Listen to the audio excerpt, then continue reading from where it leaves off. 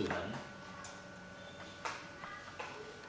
orang-orang yang berhasil, orang-orang yang berhasil dalam bidang yang digelutinya adalah orang-orang yang mencintai pekerjaan itu. Ya. Jadi orang-orang yang berhasil di dalam bidang yang digelutinya adalah orang-orang yang mencintai pekerjaan itu. Dan mereka tahu harga yang harus dibayar demi mewujudkan.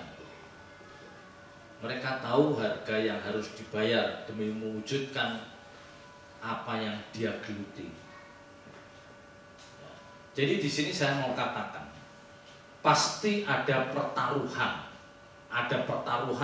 yang akan dikerjakan, akan dilakukan seseorang demi dia meraih apa yang mereka cita-citakan, ya, demi dia meraih apa yang dia perjuangkan.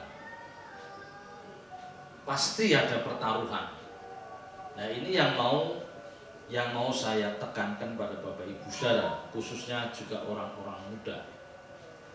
Ya, orang-orang muda, kalau kalian merindukan sesuatu, kalian memperjuangkan sesuatu, pasti kalian harus mencintai, menyenangi yang saudara perjuangkan. Ya, dan saudara harus tahu ada harga yang harus dibayar demi mewujudkan hal itu. Jadi kita jangan merindukan hasilnya yang maksimal, hasil yang bagus, tapi kita tidak berkeringat. Kita tidak ada pertaruhan, kita tidak ada perjuangan. Ya, ini tidak fair, ini tidak jujur. Dan di dalam kekristenan ini tidak berlaku. Ya. Orang-orang yang berhasil adalah orang-orang yang memperjuangkan dengan sepenuh hati, dan dia tahu ada harga yang harus dibayar. Kalau Bapak Ibu Saudara melihat misalnya suksesnya seorang dokter, ya misalnya, kita kan lihat dokter khususnya ahli bedah, kebidanan atau apa ya, jantung lah apa. Kita kan tahu penghasilan dia, wah sehari bisa menghasilkan sekian puluh juta, bisa ratus juta. Tapi kita tidak tahu apa yang dia kerjakan, mulai dari waktu kuliah kedokteran terus diambil spesialis, itu perjuangan itu. Ya, dia perjuangan. Dia bisa sampai rumah itu bisa jam 2 pagi, jam 3 pagi. Nanti jam 8 pagi udah dari kantor lagi. Bisa setiap hari. Ya, mungkin dia minggu juga ada operasi. Jadi ada perjuangan, ada pertaruhan yang dia tunjukkan. Nah, seringkali kita hanya melihat hasilnya saja. Kita melihat hasilnya, waduh. Ya, persis sama apa yang dikerjakan oleh orang-orang pegawai negeri misalnya. Kalau dia ingin mendapatkan eselon 1, eselon 2, dia harus rela pulang jam 9 malam, jam 10 kalau perlu nggak pulang. Ya, dia rela meninggalkan waktunya dengan keluarga itu demi karir, demi pekerjaannya. Belum lagi saudara-saudara kita, ya, keluarga besar kita yang mereka meniti karir di dalam ABRI atau kepolisian. Itu nggak sembarangan. Mereka nggak ada istilahnya kolokan, itu nggak ada. Istri hamil pun nggak harus dia ada di sampingnya. Kalau harus tugas saja. Istri hamil ada dokter, ada anaknya, ada yang lain. Dia nggak harus ada di sampingnya. Ya, ini saya akan menunjukkan bahwa mereka adalah orang-orang yang berjuang demi yang dicita-citakan. Ya, apalagi kalau seorang aparat keamanan, ya polisi, ya ABRI, bukan hanya waktu yang nggak ada, ya bukan hanya pengorbanan waktu, tenaga dan pikiran, nyawa pun ditaruh untuk bangsa dan negara ini. Ya, istilahnya kontrak mati. Kita melihat orang-orang yang berjuang di dalam bidangnya seperti itu, ya, menekuni profesinya, dia bisa all out, ya, sekali lagi dia tidak hanya mengorbankan waktu, bukan hanya mengorbankan tenaga dan pikiran, tapi juga nyawa pun menjadi pertaruhan. Ya, apalagi akhir-akhir ini dengan COVID-19 ya, itu tenaga kesehatan itu bertaruh aja kan. Ada berapa puluh mereka yang terhilang, nggak terselamatkan karena terjun. Ya. Tapi dia nggak bisa menyangkali karena itu profesi saya. Ya. Sekalipun tetap dari perusahaan, dari rumah sakit sudah mempersiapkan APD yang lengkap atau sangat lengkap, tapi ada saja yang kena. Ya, ada saja yang kena. Ini yang ditunjukkan oleh orang-orang non-Kristen pun bisa menunjukkan hal seperti itu. Ya, belum lagi seorang pelayar pelaut. Ya, kalau dulu saya ngobrol sesuatu, waduh, Pak Tetra, kita kalau di laut itu bisa 30 hari baru ketemu daratan. Bayangkan 3 minggu, 4 minggu ada di laut, tanker itu. Kita bisa membayangkan. Ya. Memang orang-orang seperti ini akan menikmati langsung hasil jerih payahnya. Dia akan menikmati langsung. Dia akan menikmati langsung. Ya, jadi lewat karirnya yang naik, gajinya yang naik, bonusnya yang makin bertambah tinggi. Tapi ya itu ada pertaruhan yang dia kerjakan. Nah, sekarang kita mau merenungkan bagaimana dengan kita yang menjalani hidup kekristenan. Kalau Bapak Ibu Saudara menjalani hidup kekristenan yang benar, pasti ada harga yang harus kita bayar juga, ada pertaruhannya juga. Kalau kita menyadari hal ini. Ya, kalau kita menyadari hal ini, kita tahu bahwa ada pertaruhan yang harus kita kerjakan, yang harus dikerjakan oleh orang percaya. Kalau mereka ingin mendapatkan pengakuan dari Allah Bapa, ya. Kalau setiap kita ingin mendapatkan pengakuan dari Allah Bapa, seperti yang dikatakan ketika Allah Bapa melihat putra tunggalnya Tuhan Yesus itu mencapai prestasi yang tinggi, dikatakan, inilah anakku yang kukasihi, kepadanyalah aku berkenan. Jadi ini pengakuan dari Allah Bapa yang ditujukan pada Tuhan Yesus Kristus. Inilah anak yang kukasihi, kepadanyalah aku berkenan. Di dalam Injil Matius pasal 17 ayat 5. Nah, mestinya Bapak Ibu Saudara juga merindukan supaya terhadap kita pun Tuhan juga mengatakan, inilah anakku yang kukasihi, kepadanyalah aku berkenan. Jadi mestinya kita semua merindukan hal itu. Ya. Dan inilah keberhasilan sebagai orang percaya. Keberhasilan orang percaya itu ukurannya di sini. Ya, ketika sayup-sayup kita mendengar Allah Bapa mengatakan, inilah anak yang kukasihi, kepadanyalah aku berkenan. Ini keberhasilan orang percaya di sini. Ada label yang disematkan pada diri kita. Ya. Tetapi kalau orang dunia, keberhasilannya mereka nikmati langsung, ya, jadi setelah berjuang keras dia bisa menikmati hasil jerih payahnya, dinikmati secara langsung, ya mungkin 3 hari, 4 hari, 5 hari kemudian, atau sebulan atau setahun. Tapi kalau orang percaya menikmati hasil jerih lelahnya itu nanti di langit baru bumi baru, ketika di kekekalan. Ya, ketika di kekekalan, bukan langsung. Ya, makanya Alkitab katakan kita harus memberi pengharapan, dan pengharapan itu harus satu pengharapan yang pasti. Ya, jadi Bapak Ibu Saudara harus ini ukurannya ini. Ukuran keberhasilan orang percaya itu di sini. Memang kita tidak akan mendengar Allah Bapa mengatakan, inilah anak yang kukasihi, kepadanyalah aku berkenan.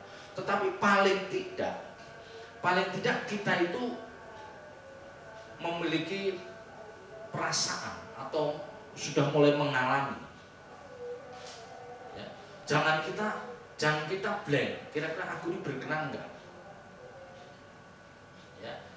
Tapi sebaiknya memang kita tidak boleh terlalu pede. Wah, saya sudah berkenan. Jangan terlalu pede. Ya, kita harus terus berjuang, dan makanya yang sering saya katakan, kita setiap malam kita memperkarakan hidup kita itu di hadapan Tuhan. Itu setiap malam. Ya, yang bisa dikatakan sebagai gelar perkara. Kita gelar perkara tiap malam di hadapan Tuhan. Mulai dari pagi sampai malam itu apa-apa saja yang sudah kita lakukan, apa-apa saja yang sudah kita ucapkan, bagaimana sikap hati kita. Nah, itu yang kita persoalkan. Ya. Yang menjadi persoalan adalah banyak orang percaya yang tidak memahami hal ini. Jadi orang percaya itu nggak memahami hal ini. Ya. Banyak di antara orang percaya itu yang merasa kalau dia itu pantas dikatakan sebagai anak Allah. Oh, saya pantas dikatakan sebagai anak Allah. Padahal kalau kita lihat peragaan hidupnya masih jauh dari standar yang ditetapkan Tuhan. Jauh.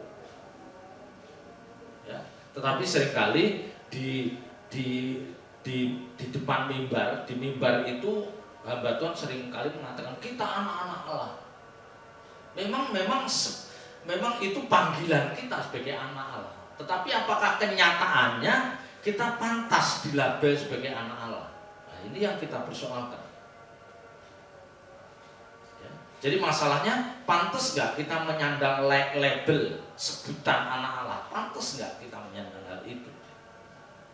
Ya, ini yang harus kita perkarakan, kita persoalkan.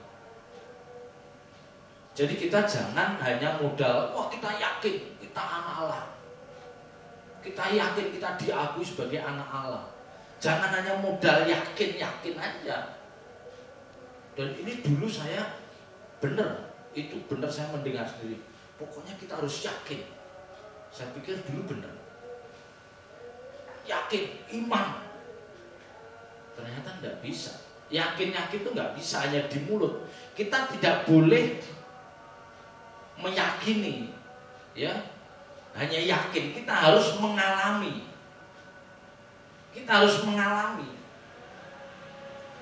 Nah, bagaimana mengalaminya? Tentu ketika kita melalui pergumulan panjang hidup kita mengalami, memang kita ada hubungan yang baik dengan Tuhan, dan kita mengalami Tuhan hadir dalam hidup kita. Nah, ini kita boleh. Tapi kalau kita tidak mengalami apapun, ya, kita tidak merasa ada hubungan baik dengan Tuhan, terus kita mengklaim kita pantas menyebut diri sebagai anak Allah, ini nggak pas, ya, tidak pas. Ya, istilahnya sekarang itu kayak ini, halu. Jadi membayangkan sesuatu yang nggak jadi kenyataan, nggak boleh. Maka yang sering saya katakan, kita itu harus terus berjuang. Bagaimana kita itu bisa mengalami perjumpaan dengan Tuhan. Bagaimana kita mengalami perjumpaan dengan Allah. Ya, tentu ini seperti abstrak, susah. Tetapi saya hanya mau katakan, Bapak Ibu Saudara, ya, kalau Bapak Ibu Saudara memang ada kerinduan untuk mengalami Tuhan, kita kerinduan itu dan itu terus kita bangkitkan, dan ini kita wujudkan dalam tindakan nyata kita.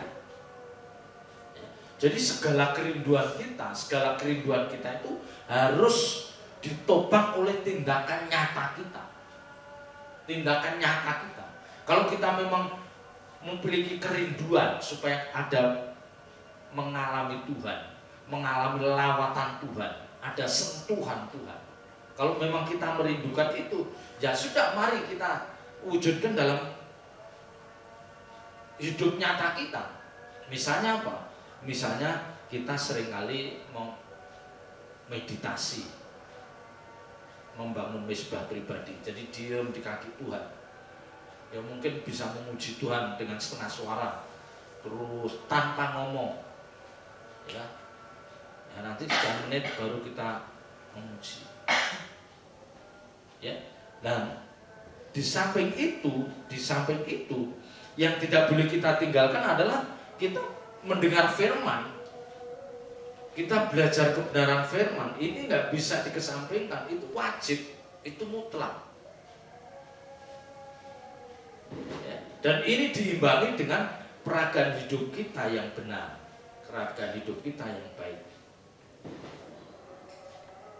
Ya, jadi ini mungkin agak apa ya, kita kayak di awang-awang, tetapi harus saya sampaikan karena nanti gini, jangan sampai Bapak Ibu Saudara ada di ujung maut, ada dalam persoalan yang besar, Bapak Ibu Saudara jadi orang-orang yang grogi, stres, ya. Jadi orang-orang yang grogi, yang stres, jangan. Maka yang pernah saya katakan bahwa setiap kita orang percaya itu hamba Tuhan. Ya, jadi semua yang ada di sini ini hamba Tuhan. Karena kalau nggak hamba Tuhan berarti apa? Hamba setan. Jadi setiap kita itu hamba Tuhan. Setiap kita itu hamba Tuhan, setiap kita itu pelayan Kristus. Dan kita harus memahami panggilan kita sebagai hamba, sebagai pelayan Kristus, itu harus memahami. Harus kita memahami. Ya. Dan kalau dikatakan kita sebagai pelayan Kristus, tentu kita akan selalu terlibat di dalam pelayanan itu.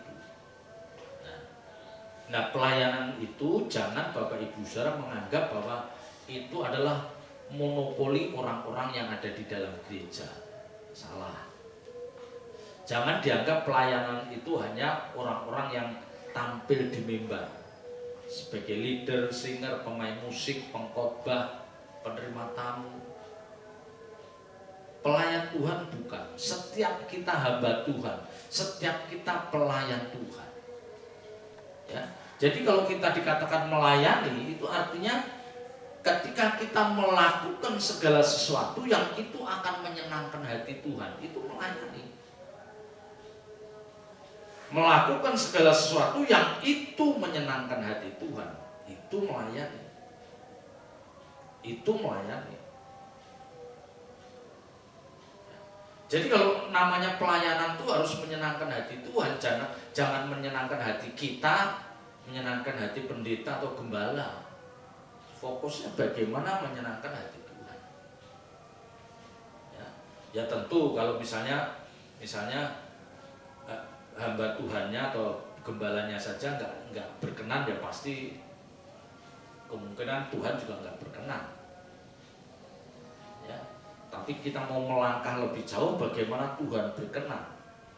Kalau Tuhan berkenan, hamba Tuhan atau gembalanya harus senang juga. Harus ikut senang juga. Ya. Jadi pelayanan itu tidak mudah. Ya, pelayanan itu tidak mudah. Saya merenungkan, waduh, ternyata tidak mudah. Ya. Karena pelayanan yang sesungguhnya, pelayanan yang otentik, pelayanan yang sesungguhnya, pelayanan yang dituntut dari setiap kita, itu pasti perlu pengorbanan. Itu pasti perlu pengorbanan. Ya, pasti perlu pengorbanan. Paling tidak yang harus kita korbankan itu perasaan kita. Perasaan kita korbankan. Jadi kita kalau demi pelayanan, ya kita jangan bilang nggak nyaman, ya harus nyaman. Kalau itu demi pelayanan, demi menyenangkan hati Tuhan, ya kita harus nyaman. Ya, maka pelayanan yang sesungguhnya itu bukan diperuntukkan atau tidak untuk dinikmati orang-orang yang oportunis. Tahu kan oportunis? Orang-orang yang cari untung. Enggak. Ya, orang-orang oportunis itu orang-orang yang cari untung. Dari pelayanannya, dari apanya, cari untung. Mau dari cari untung biar dia dapat nama, biar dia terkenal. Belum lagi nanti cari untung biar secara materi dia dapat untung. Ini nggak bagus. tidak bagus. Jadi pelayanan yang otentik, pelayanan yang sesungguhnya itu tidak diperuntukkan orang-orang yang oportunis. Ya. Pelayanan yang sesungguhnya itu hanya diperuntukkan bagi mereka-mereka yang siap untuk menjadi anggur yang tercurah dan roti yang terpecah. Ya. Jadi dia siap untuk mempersembahkan hidupnya. Dia mempersembahkan hidupnya. Artinya gini, ketika aku ambil bagian dalam pelayanan, ya, dan Roh Kudus pimpin saya, saya sudah nggak boleh ada tujuan apapun. Saya tidak boleh ada kepentingan. Nah ini, nggak boleh ada kepentingan apapun. Nah ini juga yang mau saya terapkan dalam pelayanan saya. Semampu yang saya bisa lakukan akan saya lakukan. Ya, karena kemarin Bapak Ketua Sinode kita setiap Rabu itu kita kan Zoom meeting, ya Zoom meeting itu dengan para hamba-hamba Tuhan, ya, para pejabat gerejawi. Itu selalu disampaikan hal-hal baru yang membuat kita itu terharu, terenyuh. Ya. Dan ini juga yang harus beliau katakan. Semua gembala GSKI harus memiliki roh yang sama, hati yang sama. Ya, kita jangan terlalu merindukan jemaat ratusan, jangan. Kalau memang Tuhan belum izinkan, jangan. Kita nggak apa-apa 20, 30, 40 nggak apa-apa. Tapi dari 20, 30 itu ada kebersamaan. Jadi saling menopang. Daripada kita 200, 300 tapi di dalamnya berantem aja, nggak ada gunanya.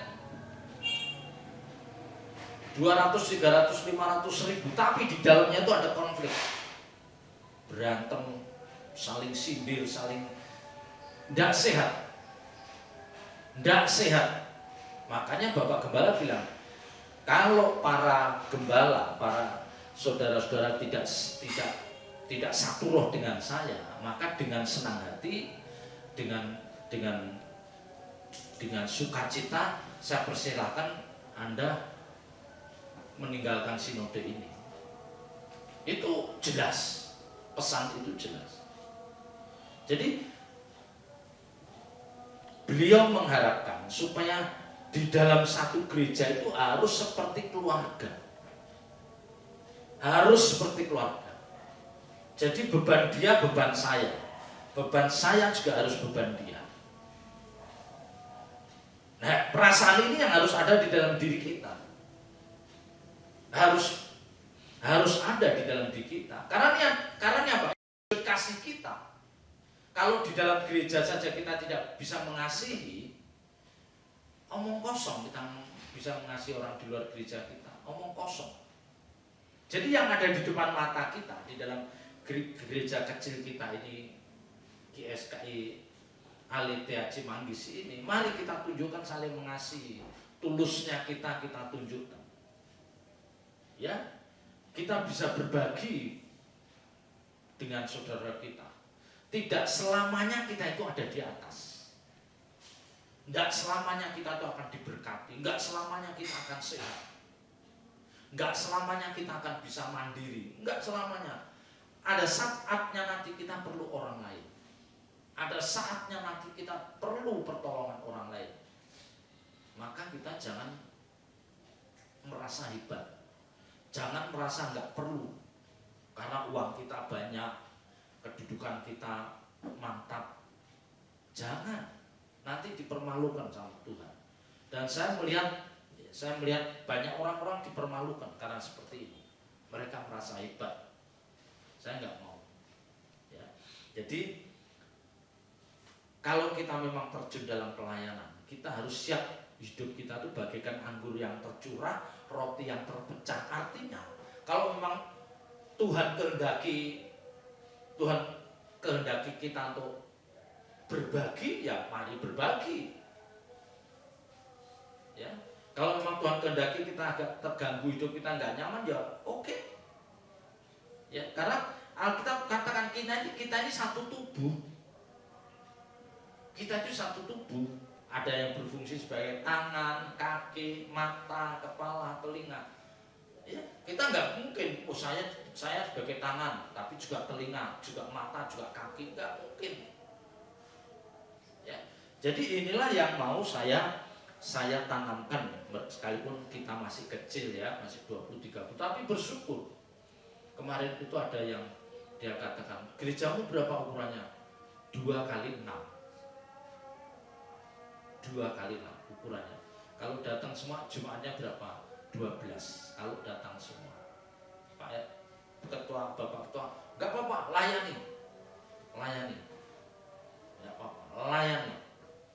Tuhan tidak memperhitungkan jumlah jemaat. Tuhan yang dipersoalkan adalah karakter kita. Ya, kita nggak boleh silo, jemaatnya ribuan. Dulu saya silo, sekarang nggak, sama sekali enggak. Karena saya akan mempersoalkan hidup saya sendiri. Ya, saya akan perkarakan hidup saya. Saya memperhatikan jemaat-jemaat saya. Saya perhatikan semampu yang bisa kita lakukan, kita lakukan. Semampu yang bisa kita lakukan, kita lakukan. Dan sekali lagi ini tidak harus berbicara masalah uang, tidak. Tetapi kalau memang kita ada, tidak ada salahnya kita berbagi berkat.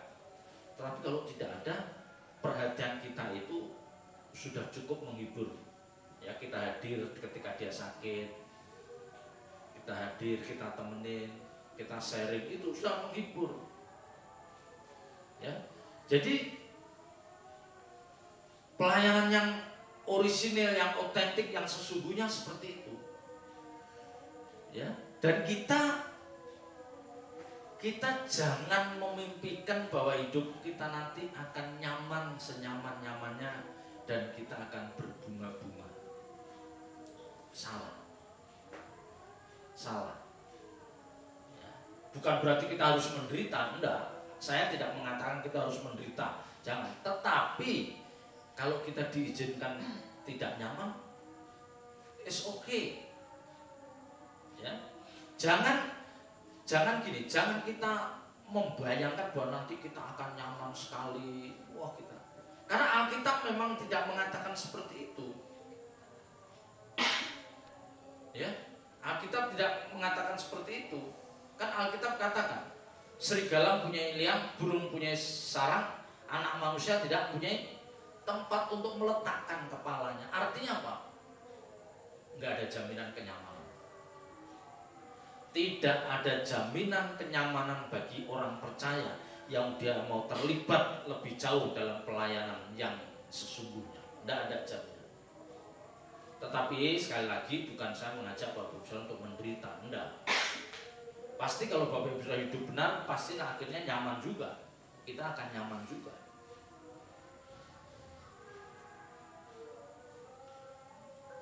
Coba kita lihat di dalam Injil Matius pasal 16. Ya, Mas Yosef dibaca. Injil Matius pasal 16 ayat 24.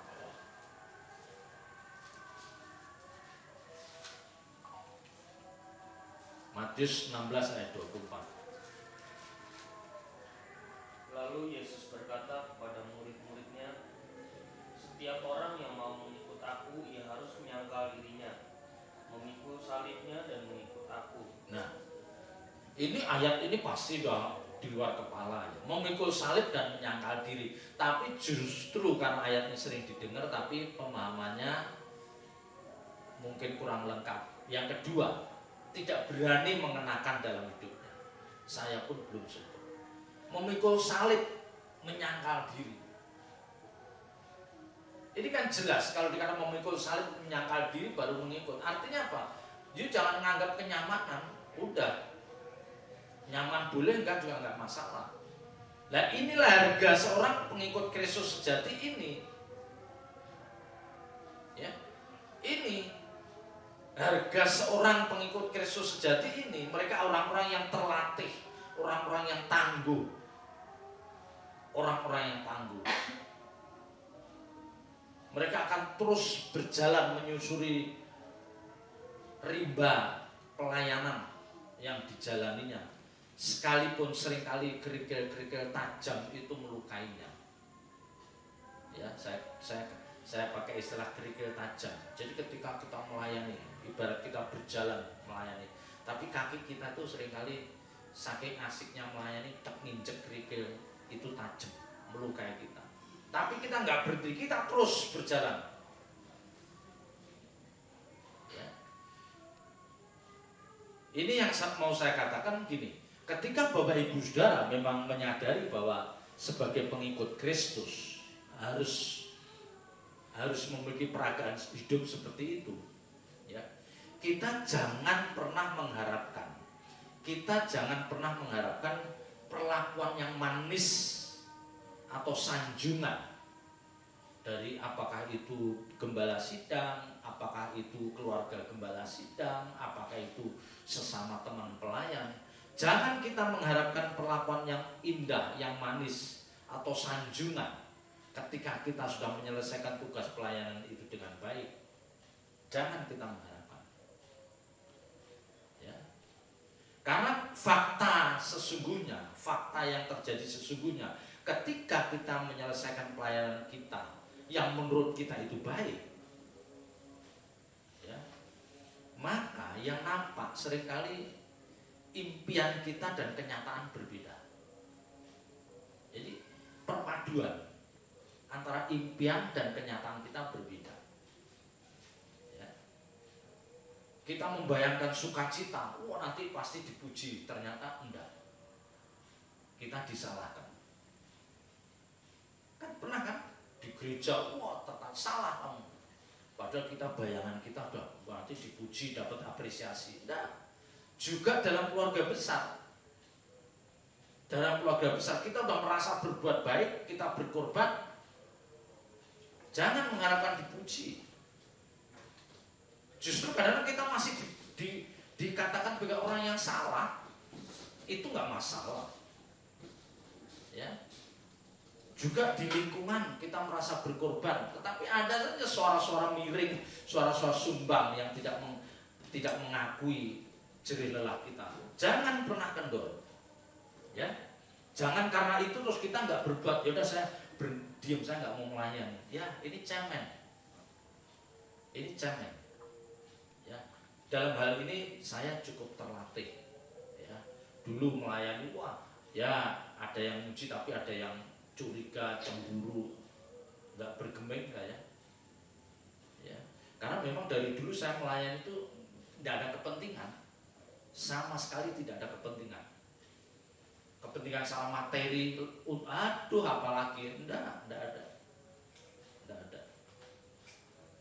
Ya, maka dalam saya menggembalakan ini ya seperti teladan Bapak Ketua Sinode kita, jangan punya kepentingan. Ya, jangan punya kepentingan. Layani saja. Semuanya Tuhan yang atur. Percayakan Tuhan yang atur. Yang harus menjadi awasan kita apa? Yang paling berat. Bagaimana saya hidup benar, itu yang paling berat.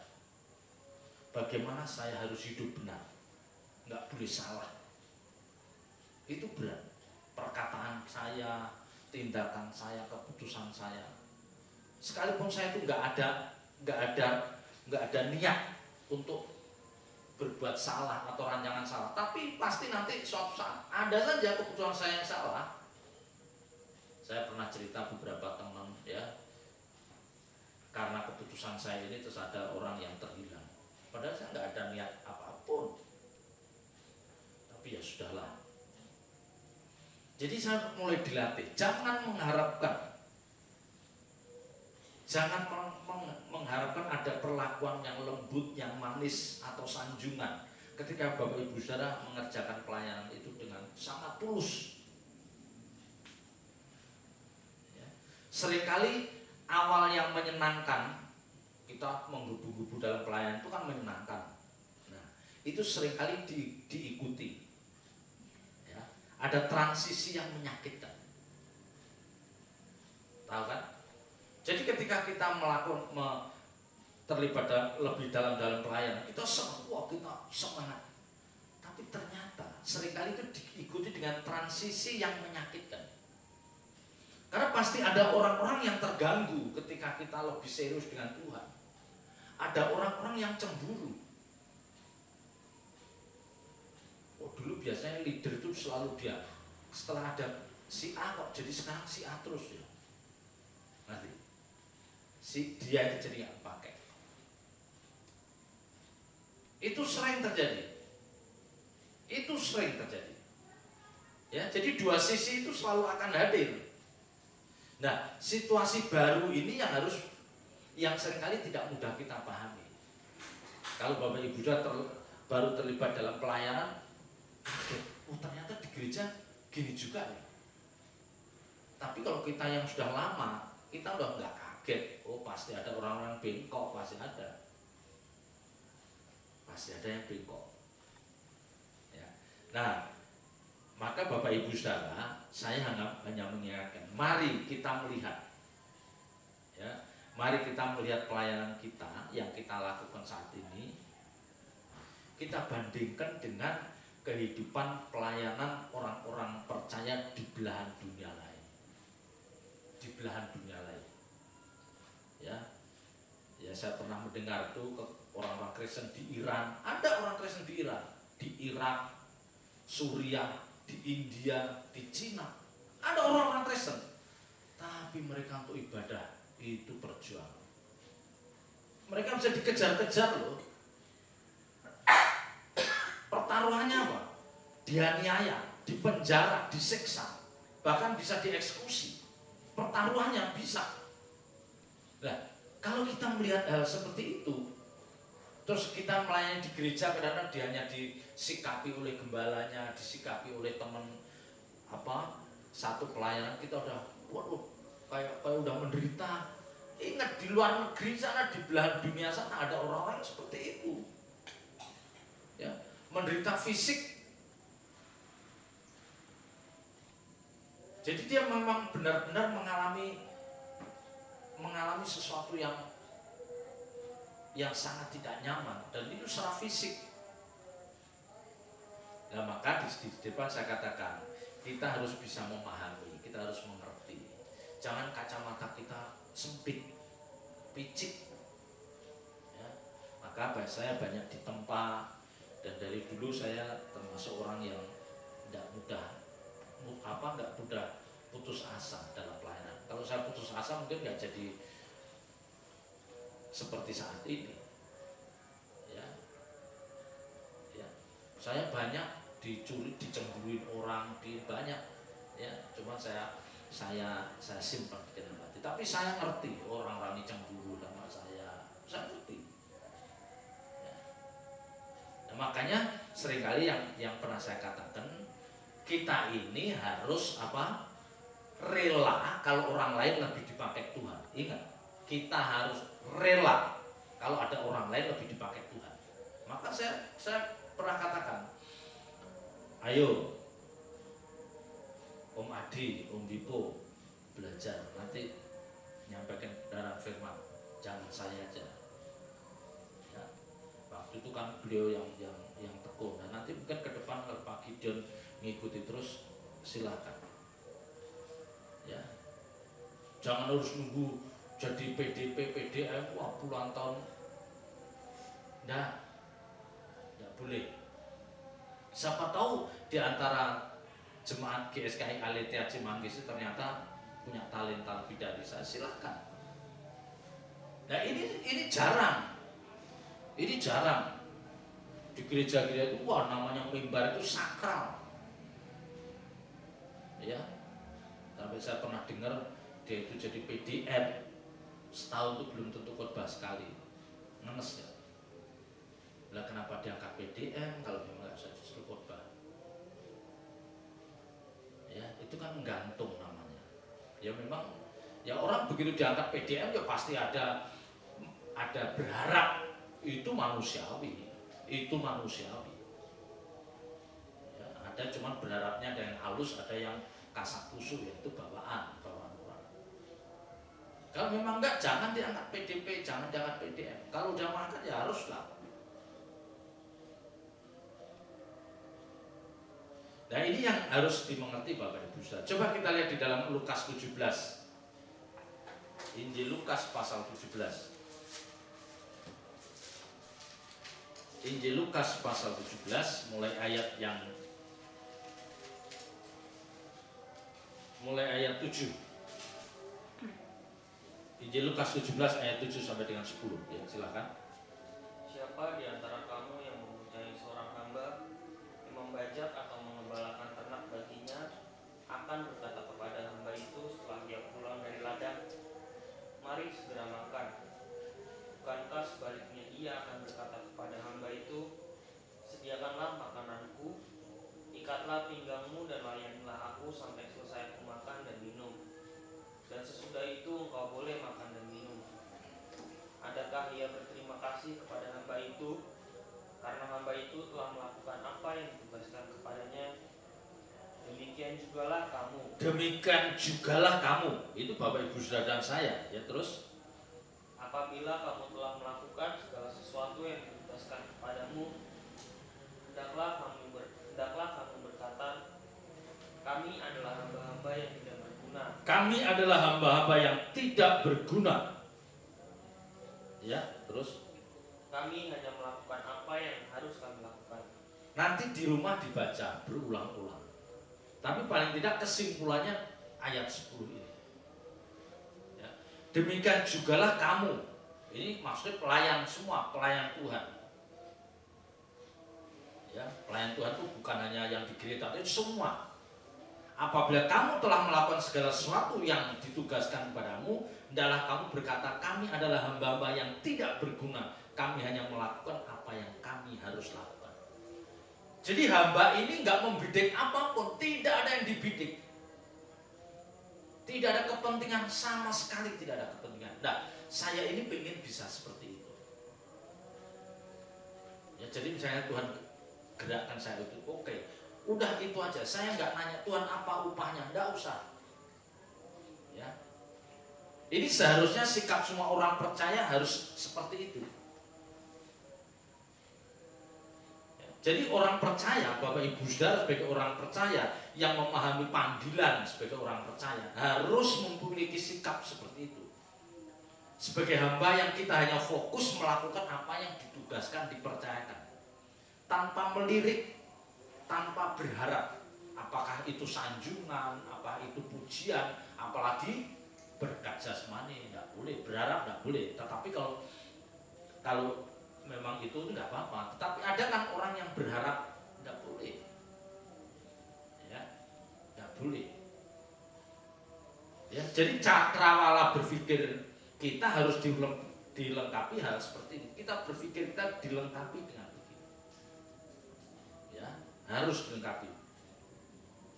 Nah, ini pelayanan ini indah. Terus terang saya harus katakan pelayanan itu indah. Ketika Bapak Ibu Saudara melakukan, kalau itu memang Tuhan yang menggerakkan, Roh Kudus menggerakkan untuk kita melakukan, ya, pelayanan. Apakah itu terhadap oma kita, orang tua kita, tante kita melayani dia, ya. Bagaimana kita memperhatikan kesehatannya, kita memperhatikan kecukupannya, kita layani, kita menjadi pendengar yang baik. Itu indah. Kalau Bapak Ibu Saudara memahami hal ini, ya, kami adalah hamba-hamba yang tidak berguna. Kami hanya melakukan apa yang harus kami lakukan. Konsep berpikir seperti ini harus ada dalam diri setiap kita. Apa? Dipercayakan apa? Dipercayakan ngatur kursi, atur serapi-rapinya. Dipercayakan ngatur sound system, dipercayakan main musik, dipercayakan leader, singer. Mari kita lakukan. Ya, kita nggak boleh ada kepentingan. Kalau kita sudah bisa menganggap, kalau kita sudah bisa mengatakan, atau kita sudah bisa berpikir bahwa pelayanan itu indah, indah menurut kita, ya. Tapi indah menurut kita, menurut orang lain mungkin nggak indah. Mau banget ya disuruh ini, orang itu kan nggak ada hubungan saudara, kok mau ya, misalnya disuruh nolong bawain apa, orang lain begitu. Tapi kita, karena kita menjiwai naluri kita sebagai pelayan, kita melakukan itu dengan sukacita, dan itu kita anggap sebagai sesuatu yang indah, ya, sesuatu yang indah. Namun Bapak Ibu Saudara, pelayanan yang kita katakan yang indah, yang agung, itu seringkali memiliki tepi yang bergerigi. Tahu artinya? Jadi ketika kita merasa indah, tetapi ternyata setelah kita masuk ada sisi-sisi yang melukai kita. Nah, ini yang Bapak Ibu saya harus tangkap. Ini yang harus tangkap. Ada memiliki tepi yang bergerigi, sesuatu yang membuat kita tidak nyaman, sesuatu yang bisa membuat kita tersinggung, sesuatu yang membuat kita bisa terlukai ketika kita mengatakan pelayanan itu indah. Ya, Bapak Ibu saudara harus siap. Nanti pasti ada orang-orang saya korban uang banyak, korban waktu, korban pikiran, tetapi saya masih dicacat, saya masih dicurigai. Ya sudah, itulah yang saya katakan. Ada tepi yang bergerigi dari sebuah pelayanan yang indah. Dan kita harus siap. Jangan terus mutung, ya nggak mau melayani lagi ya. Iblis senang. Oke, satu sudah mati. Nanti iblis cari lagi pelayan yang wah, semangat. Kena kerikil tajam yang melukai, berhenti. Udah, selesai. Ya. Jangan suara-suara sumbang itu membuat kita nggak punya gairah melayani. Jangan. Ya. Kalau kita lihat di dalam Kisah Rasul 13 ayat 13, coba kita lihat. Kisah Rasul 13. Kisah Rasul 13 ayat 13.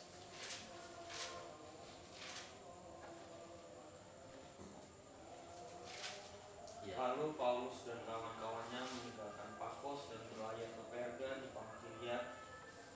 Tapi Yohanes meninggalkan mereka lalu kembali ke Yerusalem. Nah, ini ada Paulus ya, Paulus dan Barnabas itu memang sudah diteguhkan, dipakai Tuhan untuk melayani.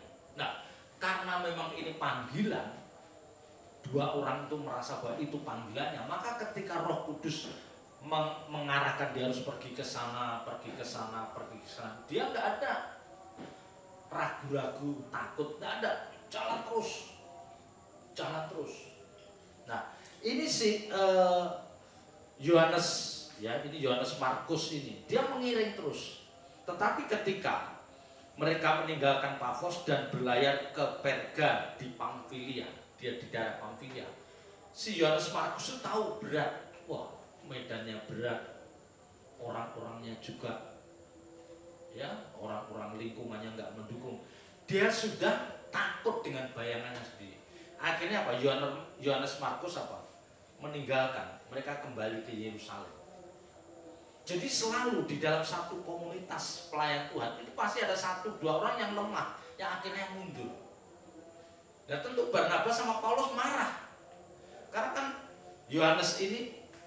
Yohanes Markus itu kan dia kalau bertiga kan berarti yang bawain barangnya Paulus dan Barnabas kan dia, kan dijinjing oleh 3 orang lebih ringan daripada 2 orang. Jadi 1 orang mundur nih. Waduh. Otomatis Paulus Barnabas nggak mungkin membatalkan pelayanan, nggak mungkin, dia tetap 2 orang. Jadi barang-barangnya itu membebani, secara fisik capek. Tapi, dan ini kan akhirnya nanti pada cerita selanjutnya kan Paulus dan Barnabas itu berselisih.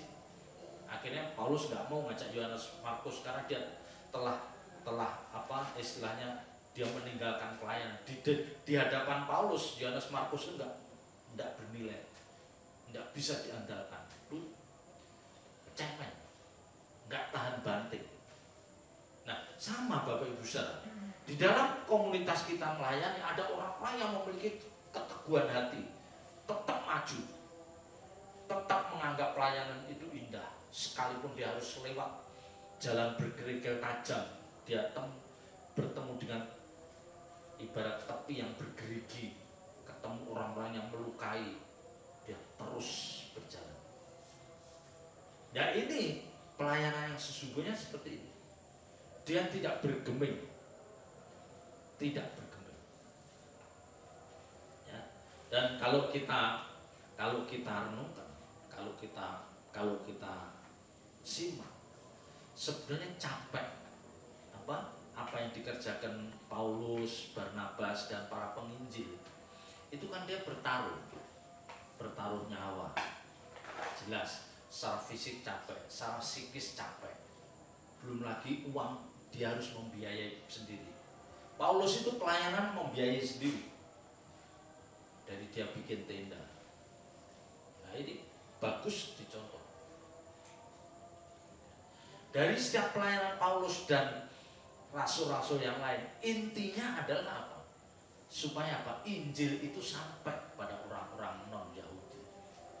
Firman itu sampai. Jadi inti pelayanan mengerucut pada apa? Pemberitaan firman. Ya, memang kalau kita mendampingin orang oke ya, bukan bukan pelayanan, itu juga pelayanan, tetapi pelayanan yang inti, yang paling penting itu adalah penekanannya pemberitaan firman. Karena Bapak Ibu Saudara, firman ini yang Alkitab katakan, Injil kekuatan Allah, Injil kuasa Allah yang menyelamatkan. Karena kekuatan firman ini yang membuat orang bisa bertobat. Kekuatan firman ini yang membuat orang bisa berubah karakternya. Memang dalam pemberitaan Injil, dalam pemberitaan firman itu memang perlu disertai mujizat. Ya, perlu, bisa. Tetapi intinya Injil itu supaya orang non-Yahudi mendengar Injil. Paulus kan bukan Injil, firman.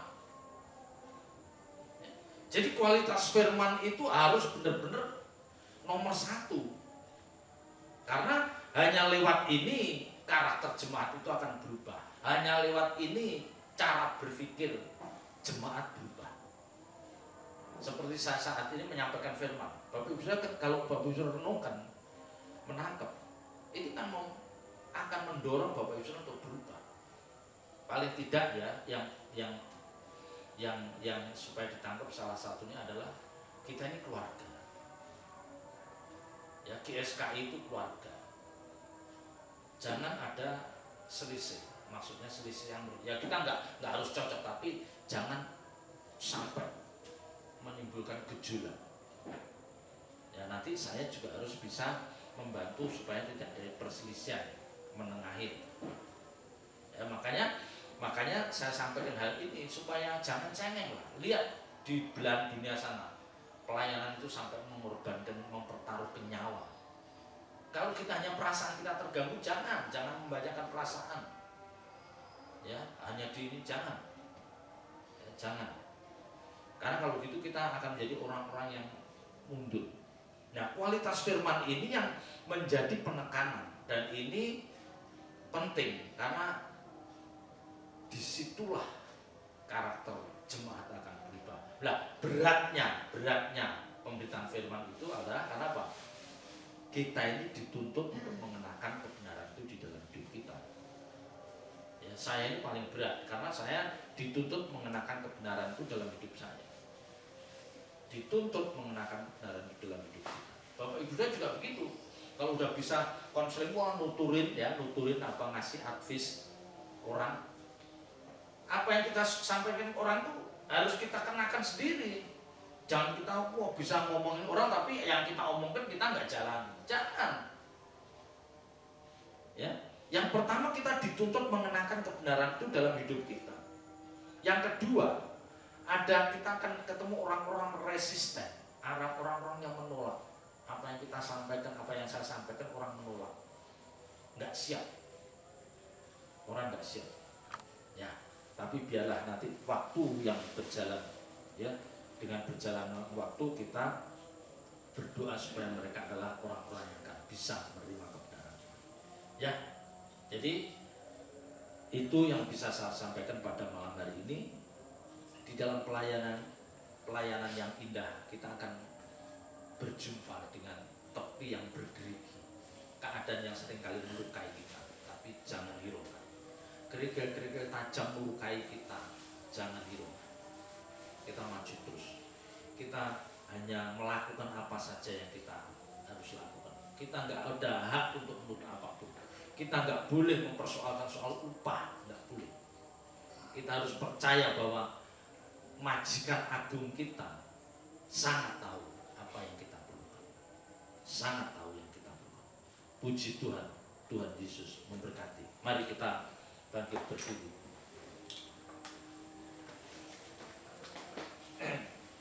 Puji Tuhan, saya mau iring Yesus.